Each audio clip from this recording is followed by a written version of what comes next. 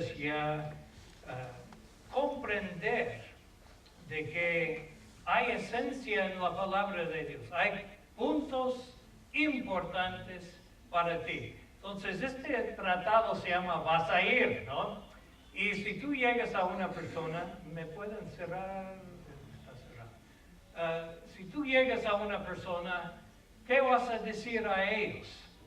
Cristo te ama, pero si no arrepientes te va a ir al infierno.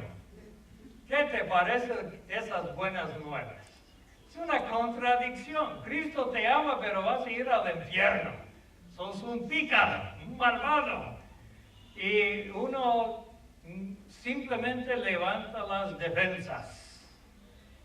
Pero cuando tú te preguntas a la persona, ¿qué piensas? Ahí empiezas tú a oír y conocer las personas, ¿no? Entonces, entramos a esto. La pregunta es, ¿vas a ir? Si alguien te dice a ti, ¿vas a ir al cielo? ¿Qué crees tú, no? Y ¿por qué mayormente la gente dice, no creo o sí? ¿Cómo no? Y uno tiene que decir, ok, ¿tú crees que vas a ir al cielo? O no vas a ir al cielo, ¿no? Mayormente dicen, sí, ¿cómo no? Yo voy a ir al cielo. Entonces, uno les responde, ¿y por qué crees eso? Y tú les guías. ¿Has tratado de guardar los 10 mandamientos? ¿Cree en Dios? ¿Ha hecho lo mejor que podía? ¿Voy a la iglesia? Soy básicamente una buena persona. Ese era mi lema. Yo soy bueno, no soy malo. En Ecuador siempre me decían, no sea malito. Yo no entendía, porque soy bueno, ¿no? Nunca le he hecho daño a nadie. ¿Cuántos pueden estar de acuerdo con cualquiera de esas preguntas, contestaciones? Todos, ¿no? Todos somos básicamente buenos, guapos, creemos en Dios y hemos hecho lo mejor que podíamos. ¿Qué más quiere? Esto puede sorprenderle, pero de acuerdo a la Biblia, ninguna de las respuestas arriba mencionadas llevarán a nadie al cielo. Ahí empiezas tú a entrar más profundo. Ya creaste incertidumbre, creaste una pregunta. Bueno, si todo eso, yo soy todo eso y no voy a ir al cielo, la Biblia dice que no voy a ir al cielo. ¿Estarías abierto usted de oír cómo la Biblia nos muestra que yo podría saber si iría al cielo? Es importante que las personas lleguen a esa pregunta en sus vidas. Quieren ignorarlo. Vamos a la iglesia y recibimos, pero pocas veces abrimos a ser confrontados con lo que la palabra dice. Si a ti te preguntan, ¿no?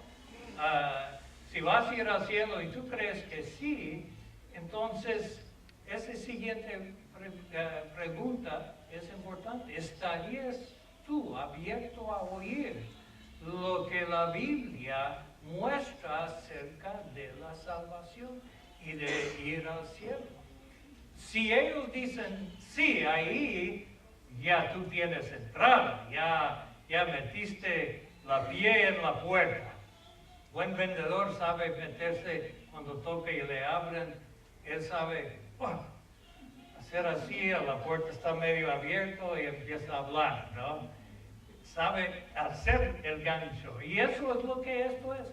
¿Estarías abierto tú a oír lo que la Biblia dice? No lo que tú dices, pero lo que la Biblia dice. Bien, empezamos considerando las palabras Dios y hombre en estas dos preguntas. ¿Qué clase de palabras usaría para describir a Dios? ¿Y qué clase de palabras usaría para describir al hombre? Estamos mirando desde el punto de vista de la Biblia. Miremos lo que dice la Biblia acerca de Dios y el hombre. Ahora recuerde, la Biblia es 100% la palabra de Dios y describe con precisión cómo Dios se ve a sí mismo y a toda la humanidad. Frecuentemente la gente tiene dificultad en verse ellos mismos de la manera en que Dios los mira, porque siempre se han comparado con otras personas y no con Dios mismo. Pero debemos de recordar que Dios es el modelo y la perspectiva de la Biblia es la realidad. ¿Cuántos han dicho, bueno, yo soy mejor que esta persona?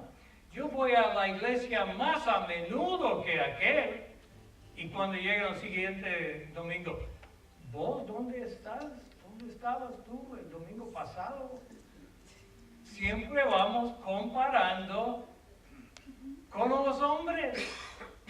Yo ciertamente soy mejor que muchos que yo conozco, menos ustedes, ¿no?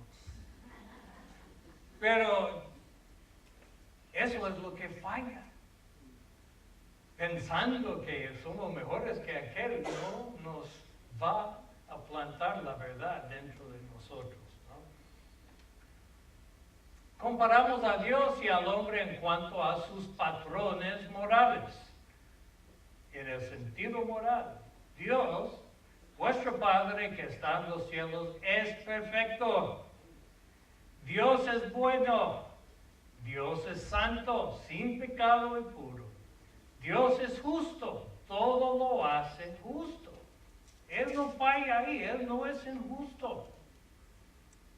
Dios es absolutamente imparcial en el juicio. Si sos guapo, feo, alto, bajito, gordo, flaco, no importa. No importa. Es imparcial. Dios es incapaz de mentir. Dios es amor. Entonces ahí, ¿quién es Él? Este es Él. Es justo, es santo, es verdad, sin pecado. Él es absolutamente imparcial. No hay color, no hay cultura, no hay nada que filtra su juicio. Miramos lo que es el hombre. El hombre, la Biblia dice, todos pecaron. No hay quien haga lo bueno, no hay ni siquiera uno. El hombre es impío. Todas nuestras justicias son como trapos de inmundicia. No hay hombre justo en la tierra. El corazón del hombre es engañoso más que todas las cosas. Los hombres son amadores de sí mismos. La Biblia resume con precisión la condición del hombre al decir, ciertamente es completa vanidad o vacío todo hombre que vive. En otras palabras, estamos fritos, vivimos en vanidad, vacío, nuestra ambición es egoísta, es todo para mí, y si algo queda, lo voy a guardar, no le voy a dar a ti, ¿no? El hombre, su manifestación en su forma natural es pecaminoso, tiende al egoísmo, tiende a ser lo que la Biblia dice malo, lo que los hombres dicen que chévere es este, tiene todo lo que el mundo se ofrece, ¿no? No hay ni uno que ha pecado, que no ha pecado, gracias.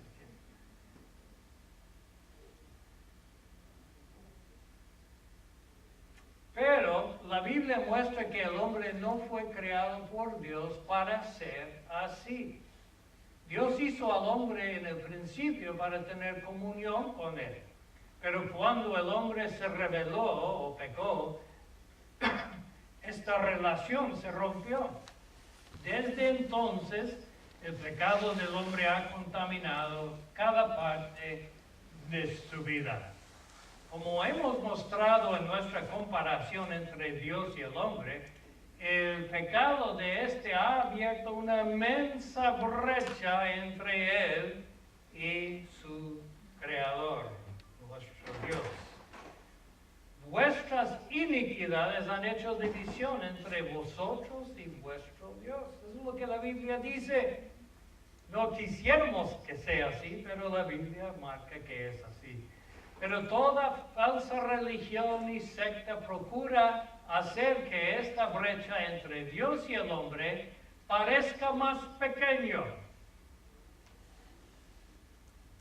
Tan pequeño que el hombre puede de un modo plausible llenar la brecha él mismo.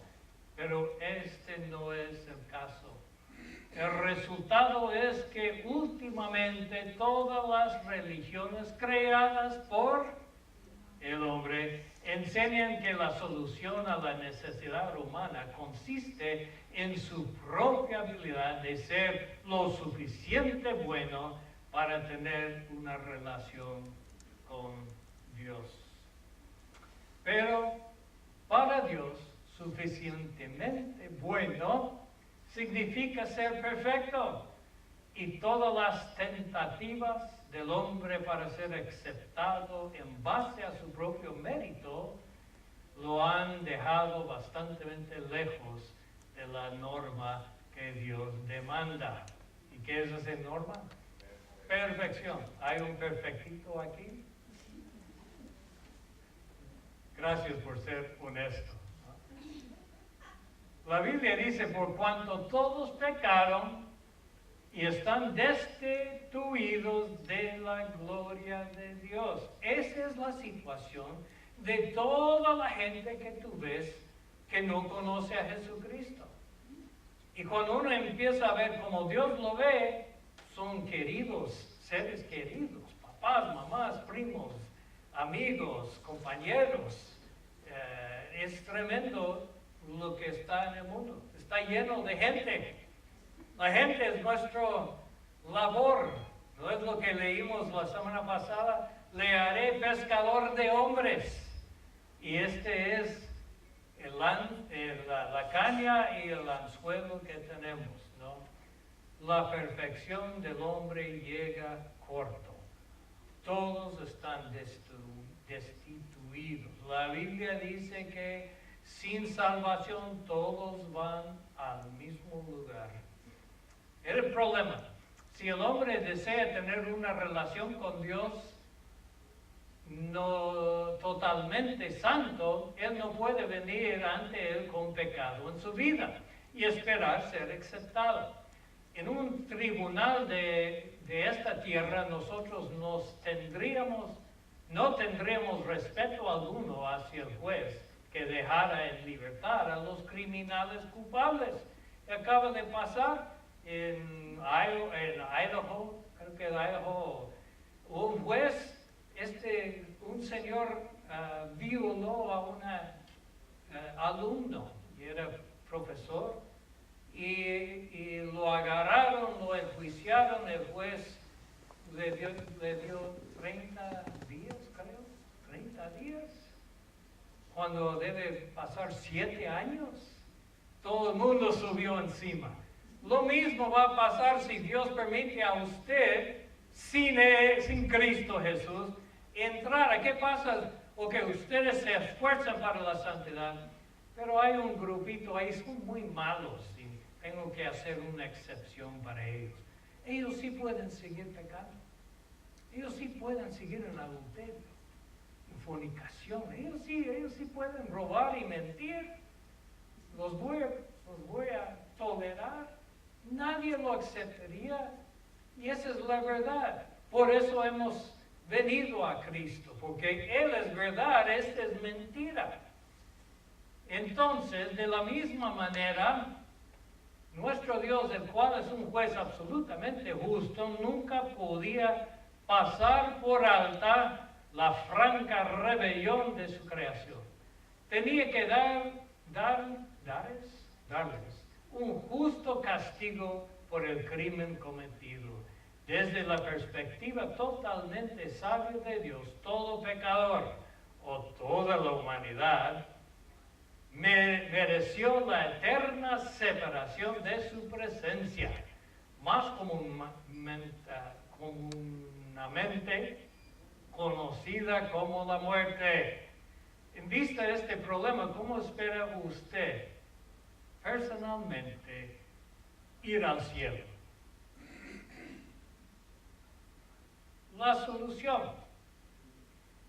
Pero Dios trazó un plan que colocó el castigo de la muerte a causa del pecado sobre la única persona en el universo que podía tomar el lugar del hombre.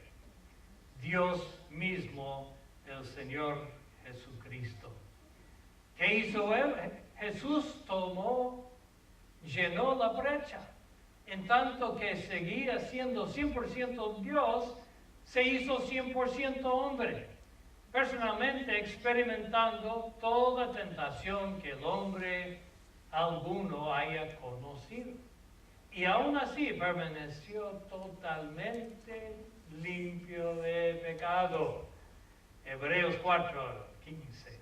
Y aun cuando no se lo merecía, Él amorosamente tomó el castigo por los pecados del hombre sobre sí mismo, proveyendo para la humanidad una oportunidad de ser absuelto, perdonado, borrón cuenta nueva de culpa. ¿Qué les parece? Amén. ¿Cómo recibimos lo que Jesús hizo por nosotros?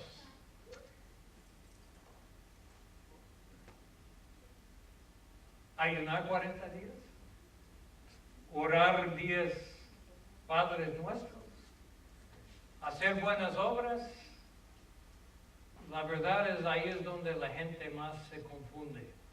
Porque, me perdonó, pero ahora tengo que merecer lo que hizo por mí. Eso no es fe. La fe es abrazar el tema, abrazar la verdad. Cristo, el único que pudo vivir una vida sin pecado, se fue a la muerte llevando mi pecado. La Biblia dice, porque por gracia sois salvo por medio de la fe, y esto no de vosotros, pues es don de Dios, no por obras para que nadie se gloríe, creyendo o confiando plenamente en Él, en Cristo Jesús. Hemos visto que el ser humano nunca podía merecer el perdón de Dios. Todos merecemos el castigo eterno, gracias a que Jesús murió en nuestro lugar y probó que era más poderoso que el pecado y la muerte. Levantándose de entre los muertos, ahora podemos recibir el don de la salvación. Nosotros recibimos la salvación a través de la fe en lo que Jesús ha hecho. Nuestras buenas obras son desesperadamente insuficientes. Debemos depositar nuestra confianza en lo que Cristo realizó por nosotros a través de su muerte y su resurrección. Vida eterna, salvación. Jesús claramente describió la vida eterna cuando Él dijo a su Padre, y esta es la vida eterna, que te conocen a ti, el único Dios verdadero, y a Jesucristo, a quien has enviado. Algunos piensan que Jesús, pues, como que se autodescubrió. Oh, soy el Salvador, no lo sabía. No fue así. Sabía desde joven, desde pequeño el llamado que tenía. Por eso a los 12 años asombró a los sacerdotes y maestros del Antiguo Testamento. Y él sabía quién era. A Jesucristo, su propia persona, a quien tú has enviado. Qué interesante, ¿no? Así que la vida eterna es llegar a conocer o tener una relación personal con Dios el Padre y Dios el Hijo, el Señor Jesucristo. Comienza aquí en la tierra y continúa en el cielo por toda la eternidad. Es una relación, no un código moral. Ahora veamos el verdadero significado de la escritura de Juan 3:16.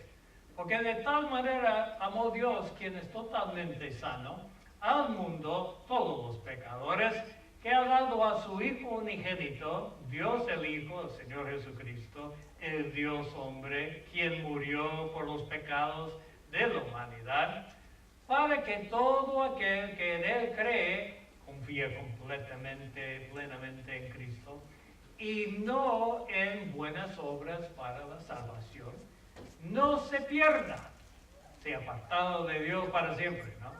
Mas tenga vida eterna, que es una relación personal con Dios para o por la eternidad.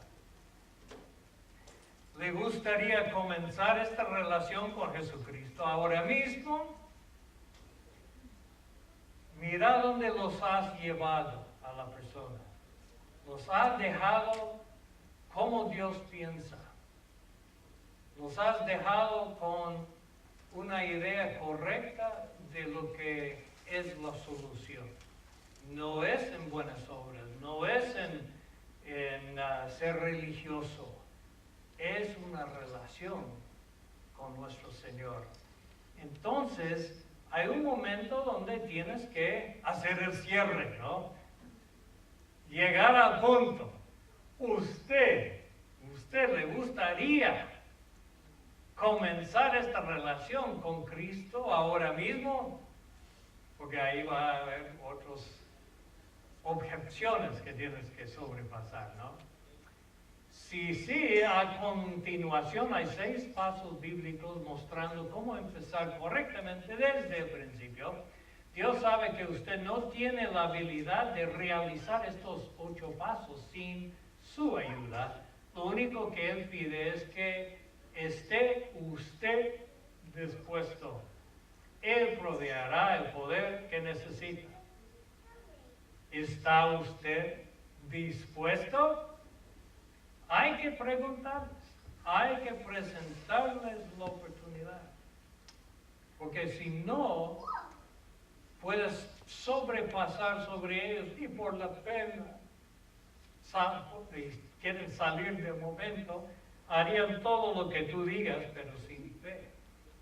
Y si Él dice no en ese momento, muy bien, cuando estás listo me llama, aquí estoy. Terminar de confiar, ¿está usted dispuesto a terminar de confiar en usted mismo? Y en lo que puede hacer y empezar a confiar en Jesús y en los que Él ya ha hecho. Decirle a Jesús que está arrepentido de sus pecados e invitarle a venir y vivir su vida dentro de usted. En esta parte yo creo que tienes que entrar 8 puntos, uno tras otro. No le permite hablar mucho, solo lo miras. ¿Usted está dispuesto? Y regresa al tema, ¿no? Pedirle a Jesús que sea su Señor y Salvador, lo que significa ser número 1 en su vida. Arrepentirse y volverse de todo lo que Dios y la Biblia llaman pecado. Comprometerse totalmente a obedecer a Cristo cada día por el resto de su vida. Hay que contar cuidadosamente el costo de caminar en Cristo. Es un compromiso que requiere el respaldo de su corazón y su voluntad. Si usted está listo para hacer este compromiso, le animamos a comenzar esta relación con Cristo en una oración. Señor Jesús, deseo dejar de confiar en mí mismo y en lo que puedo hacer y comenzar a confiar en ti y en lo que tú has hecho cuando moriste por mí en la cruz. Sé que soy un pecador. Te invito a venir y vivir dentro de mí. Quiero que seas mi Salvador y mi Señor. Lo que significa ser número uno en mi vida. Quiero arrepentirme y apartarme de todo lo que tú y la Biblia llaman pecado. Y me comprometo totalmente a obedecerte todos los días por el resto de mi vida. Gracias, Jesús. Wow, tremendo, ¿no? Si usted ha hecho esta oración con corazón sincero y se ha genuinamente comprometido a empezar una relación eterna con Jesús, la Biblia contiene muchas escrituras que lo animan acerca de la obra que Dios promete llevar a cabo en su vida. Porque Él salvará a su pueblo de sus pecados. Si alguno está en Cristo, nueva criatura es. Ahora somos hijos de Dios, dice Juan 3:2. Yo estoy con vosotros todos los días, dijo Jesús. En Cristo todos serán vivificados. El que comenzó en vosotros la buena obra, la perfeccionará. Mira, terminó. Ya terminaste. Ya tienes el pobre cliente ahí temblando o corriendo, cualquiera de los dos. Pero la verdad es que has predicado la palabra total. Yo creo que tomé media hora, porque elaboré mucho, ¿no? Y uno empieza a ver que la verdad es que quizás es el único momento que esa persona va a poner atención a alguien que va a hablar la palabra. Y siempre hay diferentes niveles, ¿no? Hay gente que dice que hemos hablado, yo no creo en nada de eso. ¿Y qué es lo mejor? El testimonio. Sí, yo no creo mucho tampoco aquí, pero aquí algo pasó. Y uno puede testificar a ellos de experiencias que uno ha tenido con el Señor. Pero muchas personas están en ese momento de inquietud, porque Dios ha puesto la eternidad en sus corazones y saben que no lo tienen, no lo entienden. En ese momento es bueno este tipo de presentación. ¿Por qué? Porque empiezan a oír realmente el problema que existe. Dios piensa diferente que nosotros. Él se compara al hombre con su pensamiento cuando nos creó y llegamos cortos. Nosotros como hombres nos comparamos entre uno al otro. Estos son malos, estos son buenos, yo soy bueno. Y necesitan oír que hay un problema en su formato de pensar. Dios ha dicho que todo hombre ha descarriado, se ha ido del camino santo. De tal forma que no hubo ninguno que pudiera resolver esta situación. Solo Él mismo. Por eso vino, tomó forma del hombre, vino y empezó a caminar bajo el bombardeo de pecado, de esta carne, en su ayuno de 40 días. La primera tentación es, vuelve esa piedra en pan. ¿No? Tocó la humanidad de Jesús, Satanás. Pero en cada uno supo quién era y cómo batallar. Llegó al final, 33 años de edad, sin ningún pecado.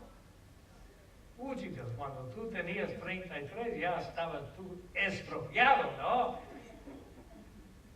Pero él no. Entonces él podía, yo soy el hombre de todo. Pero se humilló y se fue como cordero a la matanza, a la matadero. ¿Y para quién? para cada uno. Es tremendo, es un mensaje increíble para la humanidad, ¿no? Pero es un mensaje que realmente reta cosas dentro de nosotros. Hay un momento donde todo lo que somos es probado. Y vamos a ir a Hechos capítulo 10, por favor. Thank you.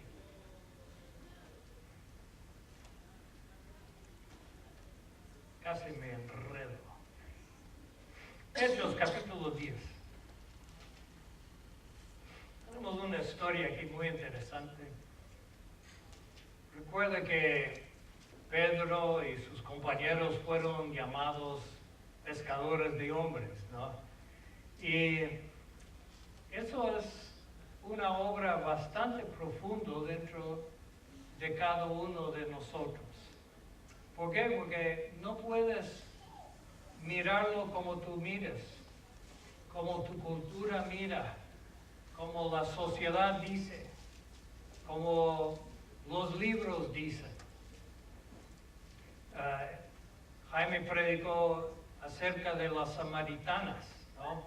Los samaritanos no eran bien vistos en los ojos de los judíos, ni se relacionaban. Y hay mucha historia ahí, pero Jesús rompió todas las reglas sociales, culturales. Y cuando llegamos aquí a Pedro, predicador, ya había visto el poder de Dios moverse y estaba en un lugar, la casa de Cornelio, en casa de Simón en la ciudad de Jope. Simón tenía su villa al lado del mar. Más bien era una choza, una cuadra del mar.